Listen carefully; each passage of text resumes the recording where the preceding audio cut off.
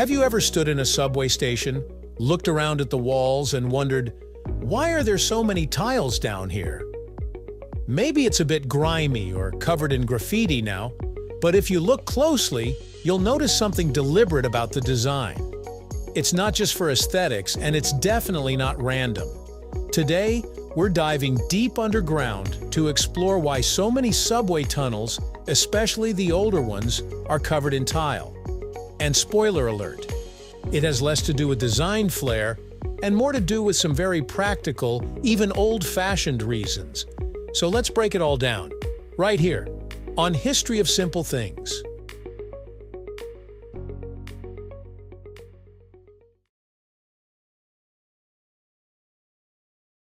Let's rewind to the early 1900s, when subways were just beginning to tunnel their way into major cities like New York and London. These were marvels of engineering at the time, but also huge public works projects that needed to function smoothly and safely for decades.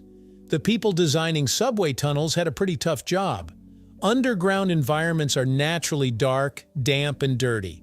So engineers and architects were on the lookout for materials that could withstand those harsh conditions and still make the space navigable and pleasant enough for the daily commuter. Enter ceramic tile.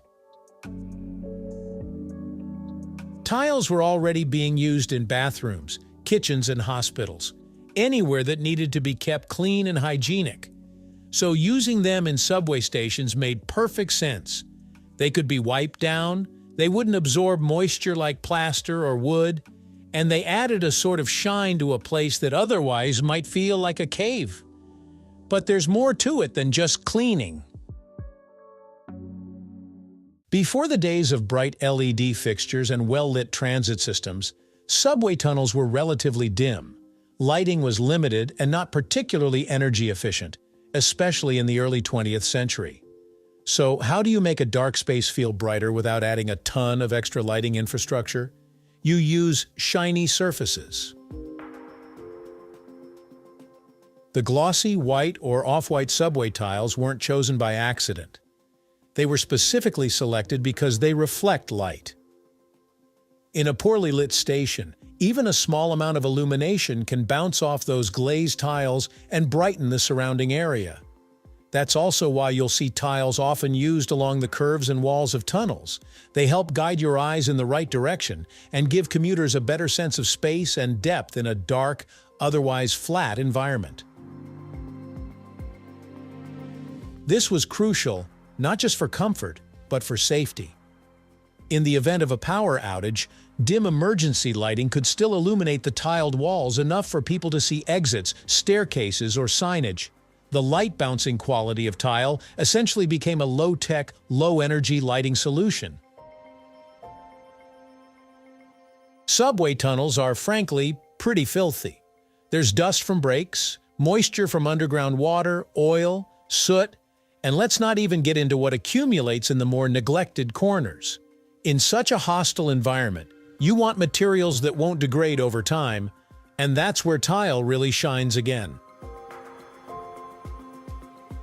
Ceramic tiles are non-porous, so they don't absorb the grime around them. Unlike painted concrete, which might stain, peel, or fade, tile can withstand frequent cleaning and scrubbing without losing its appearance or structural integrity.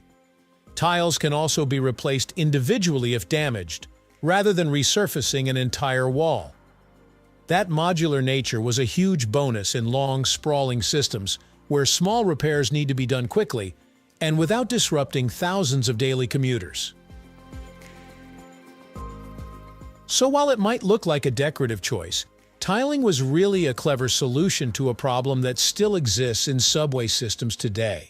How do you keep a public space relatively clean and functional when it's buried deep underground and constantly exposed to both people and the elements? Here's a subtle function that often goes unnoticed: wayfinding.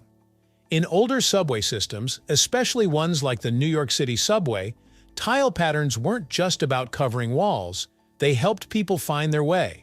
Station names were often embedded directly into the tilework in unique fonts and colors. This wasn't just decorative, It was essential in an era before digital signs or automated announcements. In fact, some stations use color-coded tile bands or distinct mosaic styles to help passengers know where they were or when their stop was approaching. For example, certain tiles might appear in a repeating pattern across multiple stations, but only one would have a specific motif or color indicating a major transfer point. Riders who couldn't read English, or who were just paying half attention, could still navigate the system visually. It was a thoughtful design language built right into the walls.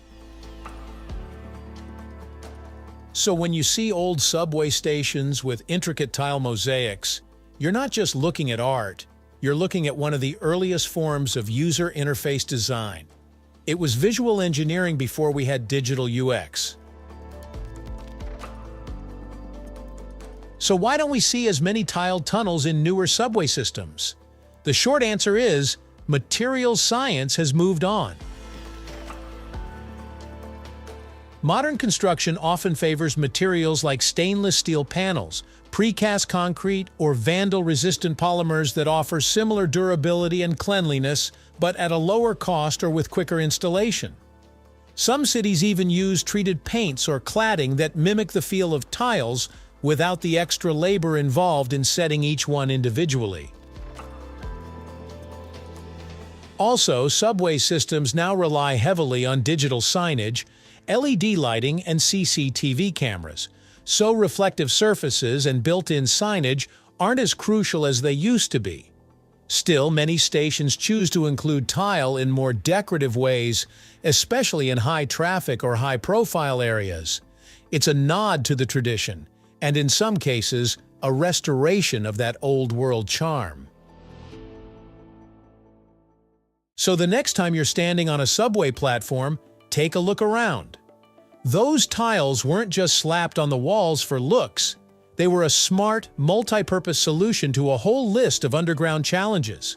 They helped keep stations brighter, cleaner, safer, and even more beautiful.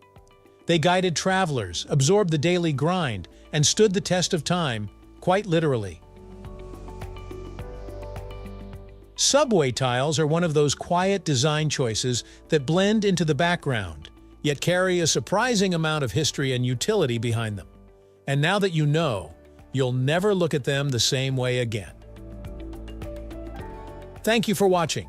If you have suggestions for our next video, feel free to share them in the comments below. We'll be sure to give you an acknowledgement for your contribution. Thank you for joining us on this journey through the history of simple things. Don't forget to like, subscribe, and stay tuned for more stories woven through the smallest details.